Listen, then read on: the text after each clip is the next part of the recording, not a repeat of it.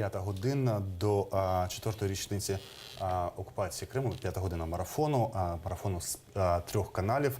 Це спільний проєкт Суспільного телебачення України, телеканалу «Еспресо» та телеканалу АТР, який надав цю студію, з якою ми мовимо на всі ці 3 мовника. І в цьому блоці хотілося поговорити про економічну діяльність в окупованому Криму, про те, що на 4-5 вже році окупації діє закон про вільну економічну зону Крим, про права кримчан, які досі залишаються нерезидентами, і про те, що вони досі є громадянами другого сорту в країні. В цьому блоці економічний експерт Майдану закордонних справ Юрій Смолянський. Доброго вечора. І ми чекали на голову Меджлісу кримськотатарського народу Ріфата Чубарова, який виступав щойно на мітингу до річниці окупації на Майдані Незалежності. І він рушить до нашої студії. Чекаємо його трохи згодом.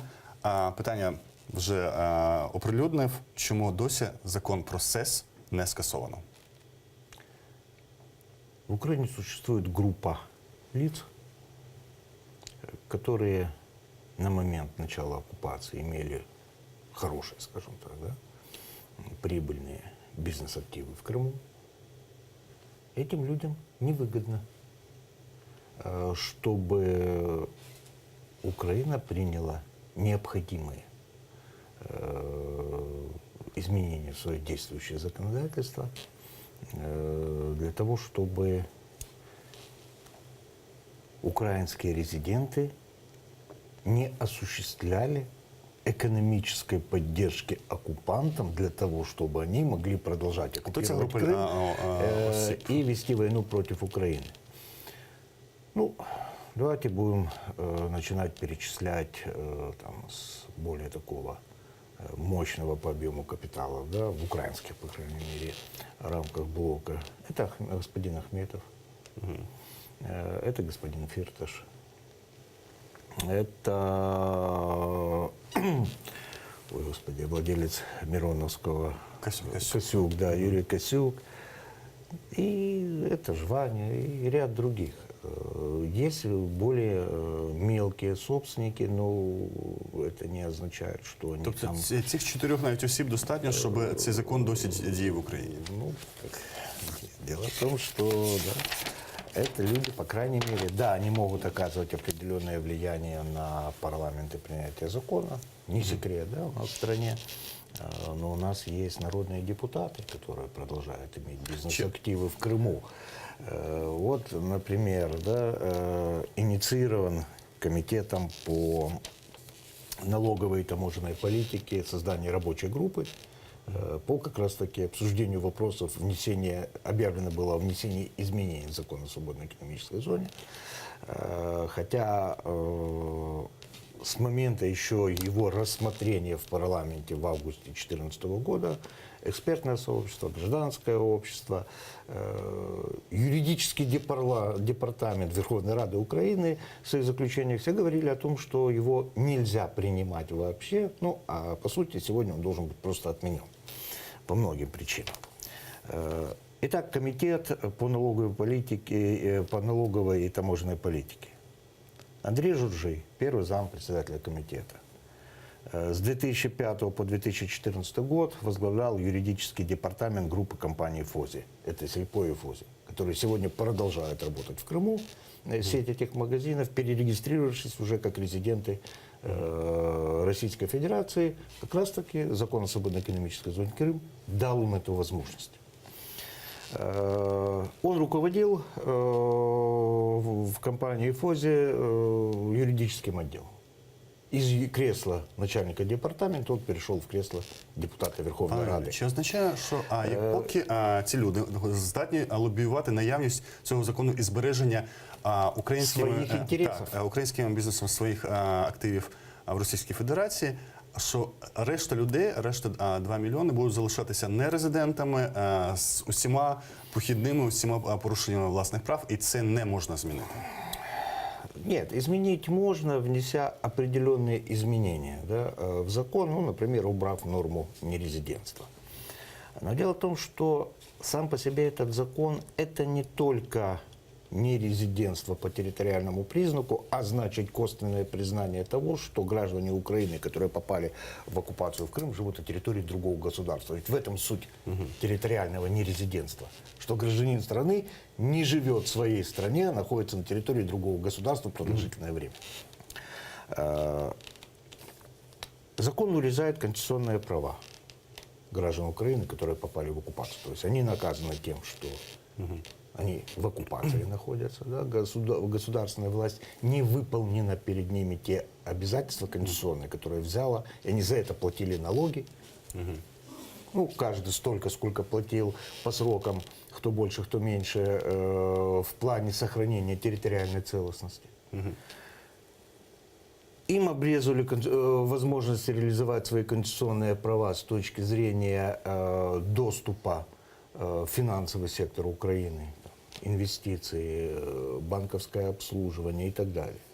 То есть сам закон и нормативно регулирующие акты, которые появились потом как уже продолжение этого закона, НБУ, Кабинет министров Украины, то есть известное постановление 699, постановление 1035. До речі, 1035. Щоб не завантажувати глядачів розумінням, після товарної блокади Криму 2015 року, яка була за ініціативою громадських організацій, була ухвалена ця постанова уряду, яка регламентувала той перелік товарів, які можна було вивозити туди або назад. Це привело до того, що люди, наприклад, громадяни України, які живуть на окупованій території і переїздили до України, до материкової України, вони не могли навіть забрати власні речі, тому що всі керувалися на митниці цією постановою 1035. Суди українські скасували врешті постанову 1035. Один пункт. Так. Только один пункт. Так. Дело все в том, что постанова была принята как раз-таки в рамках норм закона о свободной экономической зоне Крыма. Проблема и, по сути, то постанова была реакцией на гражданскую блокаду Крыма с точки зрения того, что государство признало, что надо что-то делать. И этой постановой Кабмин вводил запрет на поставку в Крым товаров, горюче-смазочных и энергетических ресурсов. Ну, наверное, тех, кто очень этого сильно не хотел, решили, что этой же постановой надо и крымчан наказать. Ні, ну ви ж пам'ятаєте, доходило до кавоварку, люди не могли завести власне. Ці відомі історії. Закон СС говорит о чем, да? Что на административной линии разделения Херсонской области и оккупированной территории Крыма вводится режим государственной границы. То есть там таможенники, там пограничники. Раз там таможенники, и это режим государственной границы, то перемещение товаров и личных вещей регулируется таможенным кодексом. А постанова 1035 всего лишь развивает эту тему. То есть отмены одной постановы, на наш взгляд, недостаточно. Должен быть отменен закон. Ведь постанову, да, надо отменить, и ее нельзя было тоже в том виде принимать. Вот запретить поставки нужно было. Принимать в том виде, в котором оно принято, нет. Все ж таки, опять же, закон, на ваш погляд, треба от експертна думка. Скасуванню, реформуванню не підлягає? Он не подлежит реформированию. Там 3 статьи, которые представляют интерес с определенной корректировкой, не являются законом. Да, их можно перенести куда-то. Про що йдеться мова?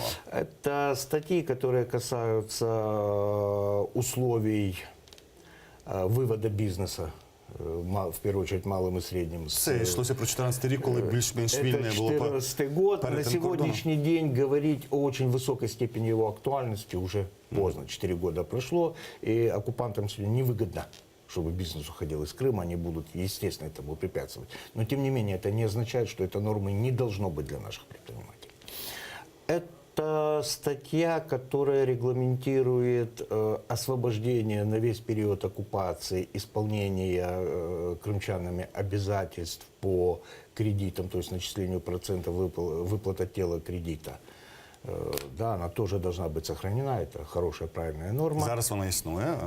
Она сейчас есть. И там еще одна норма, которая тоже находится в рамках вот этих всех взаимоотношений. Не должно быть режима государственной границы внутри государства. А чи бачите ви можливість скасування і вистачить для цього можливості політичної волі для скасування цього закону? В июне 2016 года парламент рассматривал на парламентских слушаниях депутаты, да, рассматривали вопрос Крыма. Было принято рекомендации, они проголосованы, они введены в действие постановлением Верховной Рады. Один из пунктов этих рекомендаций – отменить закон о свободной экономической зоне Крыма.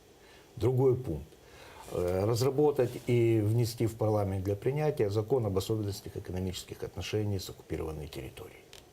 То есть, по сути, депутаты, во-первых, да, свое собственное решение должны выполнить. Политическая воля у нас очень интересная такая категория, которая ну, зачастую слабо работает. Хотя да, на сегодняшний день уже и президент неоднократно говорил о необходимости скасования закона о свободной экономической зоне Крым. Об этом продолжает говорить гражданское общество, об этом продолжает говорить экспертное сообщество.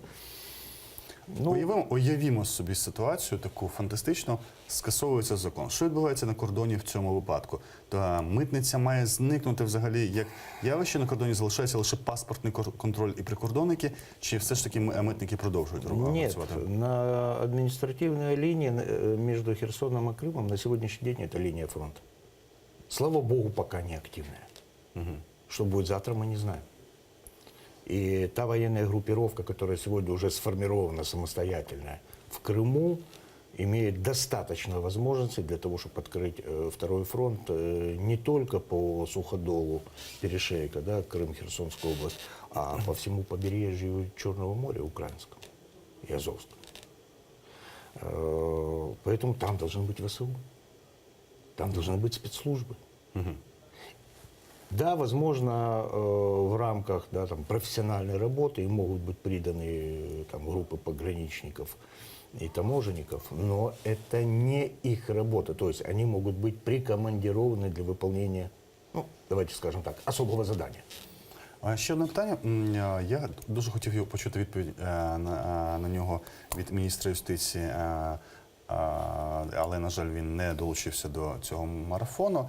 Це те, про що мало говорять і всі розуміють. Це питання начислення пенсій і інших соціальних виплат кримчанам, які переїжджають на материкову Україну і стають постійними мешканцями вже материкової України, що їх персональні дані всі узгоджуються через Москву, тобто перевіряється начислення їх з боку окупантів, і все це робиться в рамках угод СНД 92-го року.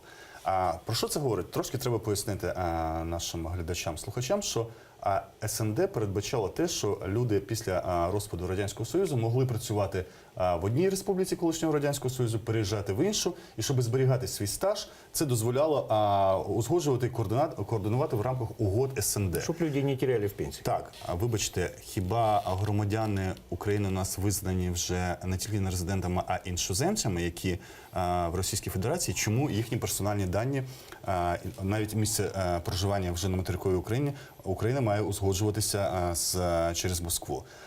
Чи не є це відповіддю на запитання, чому частина навіть, ну, скажімо, давайте скажемо, СБУ, ми кажемо Збройні Сили України, міліція, яка переходила, ну не 100%, але на бік окупантів. Там люди були, які бачили, що вони далі не можуть продовжувати це робити в Збройних силах, наприклад, України, але не хотіли, наприклад, працювати і на окупанта, вони йшли на пенсію, да, якби.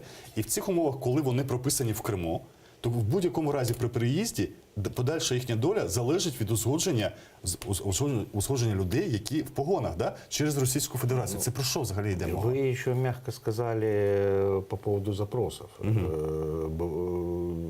Я не знаю, насколько сейчас часты такие случаи, а 2014-2015 год, и это один из вопросов, который в офисе омбудсмена на украинском на круглом столе обсуждался, то ли в конце 2014, то ли в 2015 году.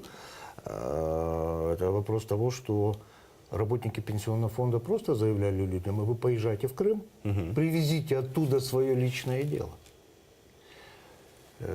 При этом это могло быть сказано, да, бывшим офицерам спецслужб.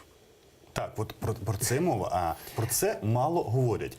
Але ми розуміємо, про що йдеться мова. Да? Фактично, ми самі ставимо людей, громадян України, в тому числі людей, які зі спецслужб, з військових, не переїздити в материкову Україну, або навіть ми ставимо їх умову переходу. Отсекают возможность людям переехать, то есть проявить свою гражданскую позицию с точки зрения политической принадлежности к украинской нации, вынуждает их оставаться на оккупированной территории, принимать условия оккупанта, да, оформлять пенсию тогда там и так далее. Ну, это все...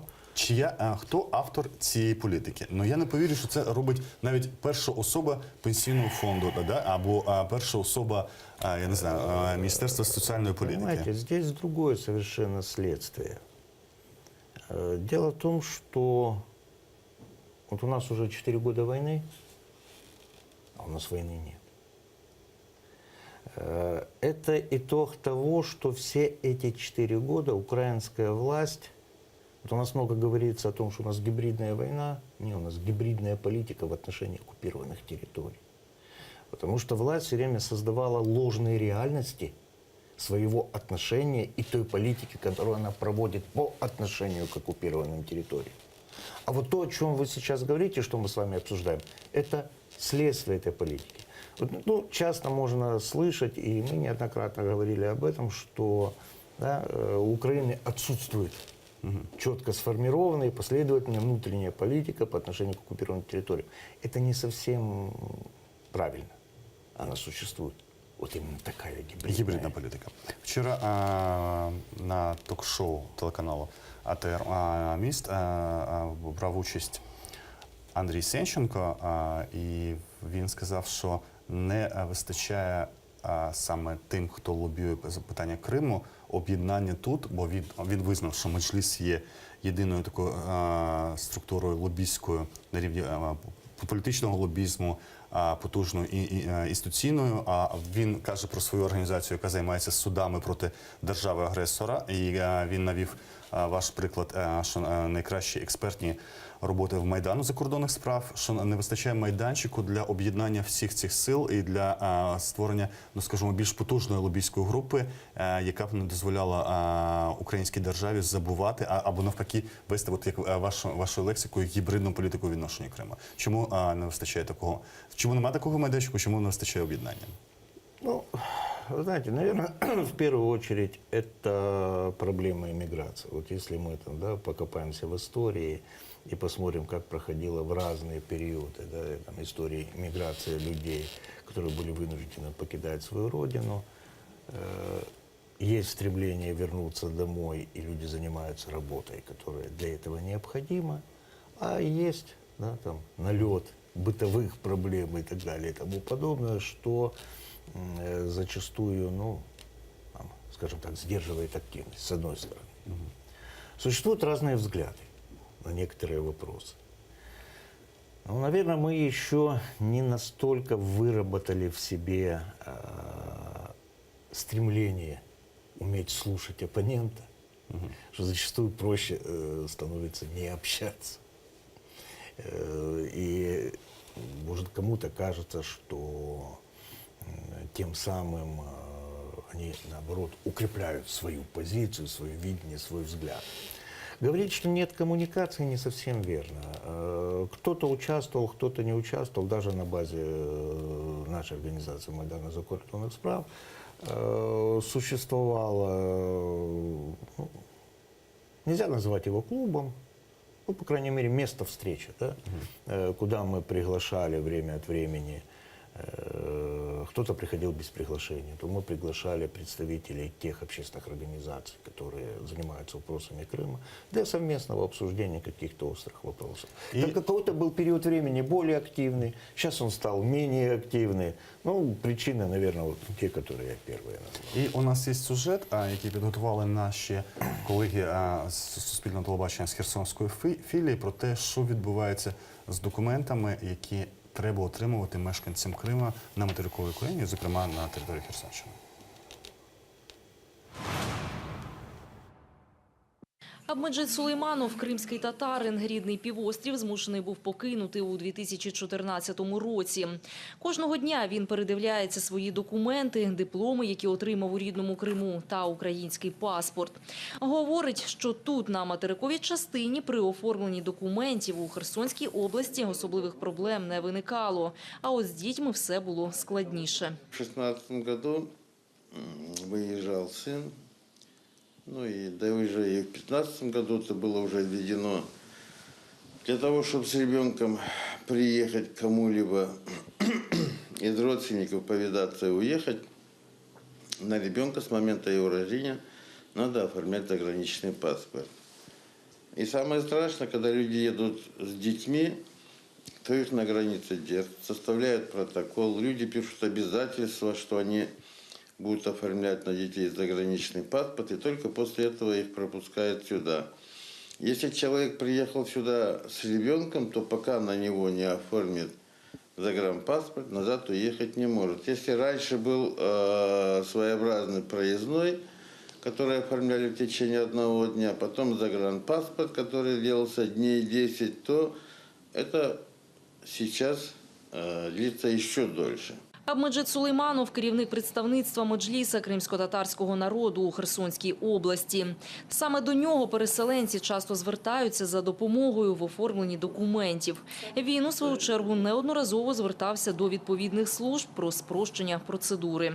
Я неоднократно говорил о том, дайте полномочия, вот, например, представительству Меджлиса в Херсонской области, представительству президента можно было дать те полномочия. Я не знаю, конечно, как представительство президента, но у представительства Меджлиса есть полная возможность максимум в течение недели выяснить, кто это такой, делает он сепаратические движения в Крыму или нет. Это независимо от того, крымский татарин, украинец или русский, есть такая возможность максимум в течение недели это выяснить и дать справочку в миграционную службу. Это бы намного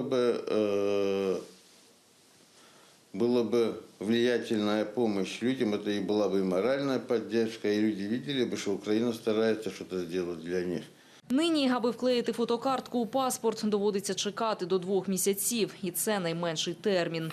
Пільг в оформленні документів переселенці не мають. Никто не обращает особого внимания, хотя мы все кричим, что Крым – это Украина, кричим на международной арене, там ущемляются права человека, действительно, что там, это на самом деле это так, ситуация там очень сложная, но вместо того, чтобы облегчить людям жизнь с оккупированной территории, мы ее так же само усложняем. Процедуру оформлення документів, вважає Абмеджит Сулейманов, потрібно робити спрощеною. Тоді оформляти свідоцтво про народження дітей, укладати шлюби і отримувати паспорти жителі окупованого півострова будуть здійснювати на материковій Україні.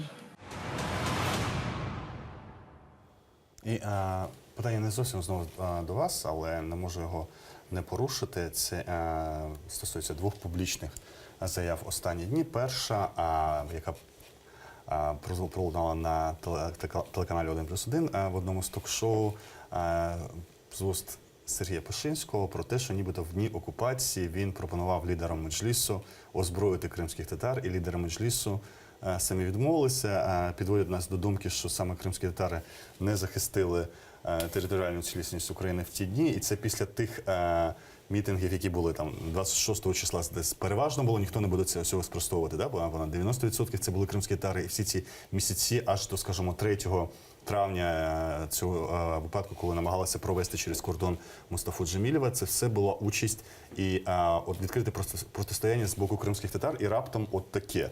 От кримські татари це сприйняли як кавер-версію на 44-й рік сталінське звинувачення в колабораціонізмі. Ну, не надо это так воспринимать, хотя бы по одной простой причине. Помнить, из чьих уст это произнесено. Сергея Пашинского. Да, я об этом. Вот.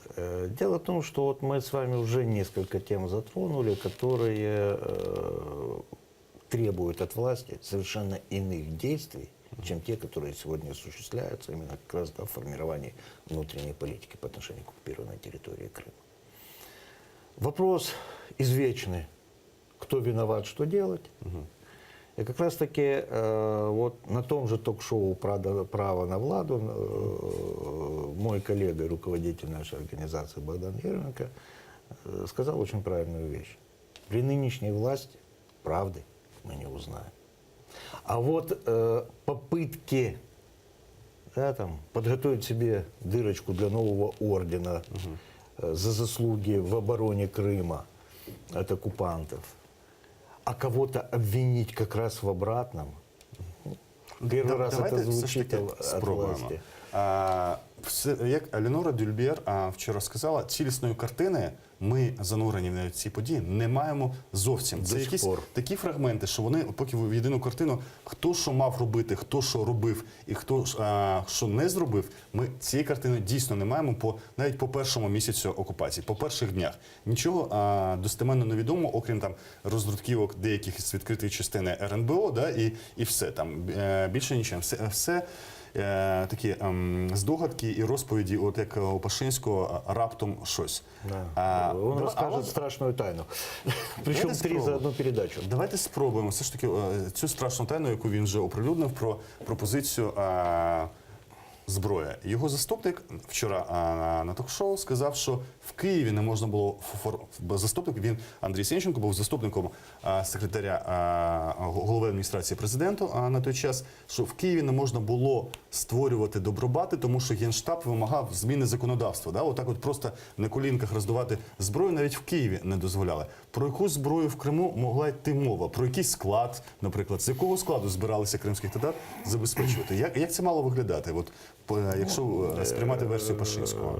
Знаете, если честно, было, по крайней мере, надежда или ожидание, что действительно власти в Киеву примут правильное. Насколько оно было бы правильным, могла бы показать только история, да, и развитие событий. Но, допустим, на мой взгляд, правильное решение. И действительно призвало бы граждан Украины в Крыму защищать свою землю. Достаточно воинских частей, где было, как минимум, стрелковое оружие, которое можно было раздать людям, там, механизм раздачи. Но это уже чисто технические вопросы, его всегда как-то можно отработать. В умовах, коли військові частини навіть вже блокувалися Збройними силами Російської Федерації. То даже и в этих условиях можно было, да, это, возможно, обострило бы противостояние, но тогда бы и международное сообщество по-другому реагировало на все эти процессы. І у нас хвилина до кінця ефіру. Просто ще одне запитання. Це Роман Скрипін, відомий журналіст, пропонує взагалі заборонити пересування з окупованими територіями, зокрема з Кримом, в обидва боки. Вообще запретить нельзя, потому что люди, которые вынуждены были покинуть оккупированную территорию Крыма, те, кто могут, должны хотя бы ездить дома свои проверять, да, или квартиры, общаться с родственниками. Граждане Украины, которые попали в оккупацию, они не должны терять возможность общаться со своим государством, со своей родиной, получать какие-то услуги от своего государства, которые им необходимы. То есть этого запрещать нельзя. А вот ограничить возможность посещения Крыма там, носителями гостайны, государственными чиновниками, чиновниками местного самоуправления, просто гражданами Украины, которые без крайней нужды, захотелось смотаться в Крым, поехали в Крым. Да, действительно, на наш взгляд, это стоило бы отрегулировать. Давайте я не буду слово категоричное запрещать произносить, но отрегулировать и ограничить это необходимо. Чи не є аргументом, що єдиною можливістю зараз отримувати інформацію про те, що відбувається з порушенням прав людини в Криму, це теж пов'язано з тим, що Крим Что люди зв'язаний... перемещаются, да, конечно. Это в том І в числе. тому числі для іншоземних журналістів, якщо в разі ухвалення такого рішення ми будемо визнавати, що люди будуть перетинати через інші якісь можливості, через Російську Федерацію. Любой категоричный запрет толкает человека, если ему это необходимо, да, нарушать этот запрет, чтобы потом его наказывать за это. Зачем создавать глупости? Юрій Смілянський, експерт Майдану закордонних справ. Рефата Чубарова ми так і не дочекалися, але вже після випуску новин у наступному слоті марафону до 4-ї річниці окупації Криму. Ми чекаємо в цій студії лідерів релігійних громад, муфтія мусульман Криму Айдара Рустемова і архієпископа Чернігівського і Дніпровського Євстратія. І разом з тим, можливо, і в цій студії буде голова Меджлісу кримськотатарського народу Рифат Чубаров. Чубаров, залишайтеся на каналі UA Крим, на каналі Еспресо і на каналі АТР.